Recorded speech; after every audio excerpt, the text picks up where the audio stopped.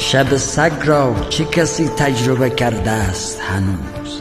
شب سرما، شب سوز، شب پرسه، شب شهر، شب مادر، شب شیر، شب 5 توله 11 روزه، شب روده، شب قار، شب قور، شب تاکی، شب مرگ، شب کور، شب با خستگی و نیست و نبود، شب چشم، شب سرخ، شب خشخش، شب ترس، شب پستان، شب خالی، شب شرم سیکی، شب گوشت، شب مرگ خواهر، شب سیری، شب جشن، تا شبی دیگر و جشنی دیگر.